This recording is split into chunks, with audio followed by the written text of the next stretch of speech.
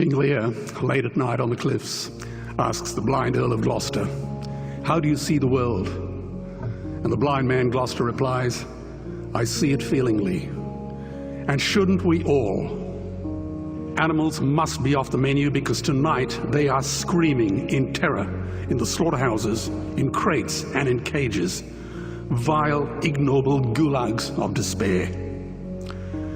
You see, I heard the screams of my dying father as his body was ravaged by the cancer that killed him. And I realized I'd heard those screams before. In the slaughterhouse, their eyes stabbed out and their tendons slashed, on the cattle ships to the Middle East, and the dying mother wail as a harpoon explodes in her brain as she calls out to her calf. Their cries were the cries of my father. And I discovered that when we suffer as equals. And in their capacity to suffer, a dog is a pig, is a bear, is a boy. Meat today is the new asbestos, more murderous than tobacco. CO2, methane and nitrous oxide from the livestock industry are killing our oceans with acidic, hypoxic dead zones. 90% of small fish are ground up into pellets to feed to livestock. Vegetarian cows today are the world's largest ocean predators. The oceans are dying in our time. By 2048, all our fisheries will be dead, the lungs and the arteries of the earth. Billions of bouncy little chicks are ground up alive simply because they are male. Only 100 billion people have ever lived. 7 billion people live today. And yet we torture and kill 2 billion sentient living beings every week. 10,000 entire species are wiped out every year because of the actions of one. And we're now facing the 6th mass extinction in cosmological history. If any other organism did this, a biologist would call them a virus. It is a crime against humanity of unimaginable proportions. But happily, the world is changing. 10 years ago, Twitter was a bird sound.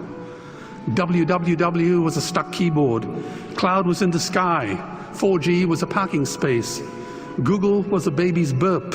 Skype was a typo. And Al-Qaeda was my plumber. Victor Hugo said, "There is nothing more powerful than an idea whose time has come." Well, animal rights today is now the greatest social justice issue since the abolition of slavery. Do you know there are over 600 million vegetarians in this world? And that is bigger than the United States, England, France, Germany, Spain, Italy, Canada, Australia, New Zealand, all put together. If we were one nation, we would be bigger than the 27 nations of the European Union. Can you believe that? And despite this massive demographic footprint, we are still drowned out by the raucous hunt and shoot and killing cartels who believe that violence is the answer when it should not even be a question. Meat kills animals, kills us, and is killing our economies. Medicare has already bankrupted the United States. They will need $8 trillion invested in treasury bills just to pay the interest, and they have precisely zero. They could shut down every school, Army, Navy, Air Force, Homeland Security, Marines, CIA, and FBI, and they still will not have the money to pay their doctor bills. And our Cornell and Harvard say that the optimum amount of meat in a healthy human diet is precisely zero. Water, as you know, is the new oil. Nations will soon be going to war for it. Underground aquifers that took millions of years to fill are now running dry. It takes 50,000 liters of precious drinking water to make 1 kilo of beef. Today, 1 billion people are hungry. 20 million people will die from malnutrition. Cutting meat by only 10% will feed 100 million people, and eliminating meat will end starvation forever. If everyone ate a Western diet, we would need 2 planet Earths to feed us. We've only got one, and she is dying. Greenhouse gas emissions from livestock is 50% greater than transport, as Peter said. Cars, trains, buses, ships, lorries, the whole lot.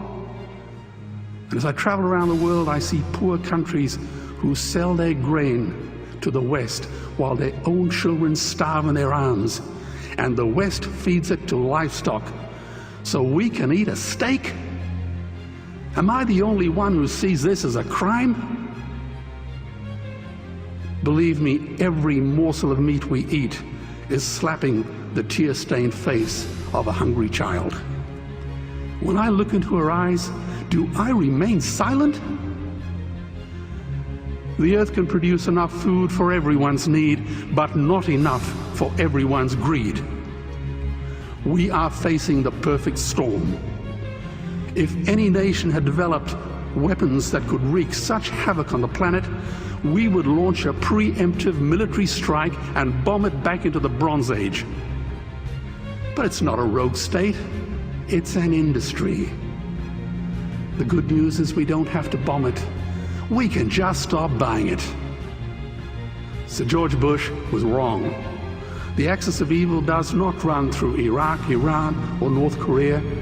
It runs through our dining tables. Weapons of mass destruction are our knives and forks. Our proposition is the Swiss Army knife of the future. It solves our environmental, water, human health problems and ends cruelty forever. The Stone Age didn't end because we ran out of stones. This cruel, disgusting industry will end because we run out of excuses. Meat is like the 1 and 2 cent coins. It costs more to make than it's worth. And I come from the bush. Farmers are the ones with the most to gain. Farming won't end, it would boom. Only the product line will change. Farmers would make so much money they won't even bother counting it, and I'd be the first to applaud them. Governments would love us.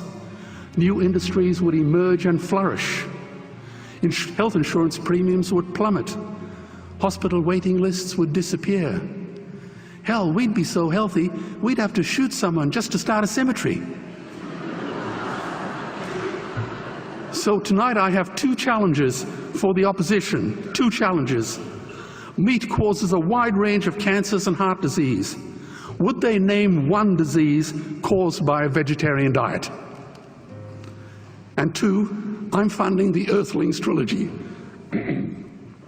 If the opposition is so sure of their ground, I challenge them to send a copy of the Earthlings DVD to all their colleagues and all their customers. Go on, I dare you.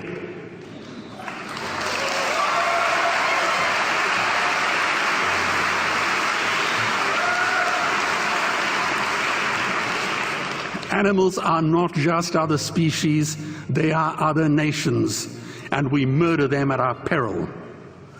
The peace map is drawn on a menu.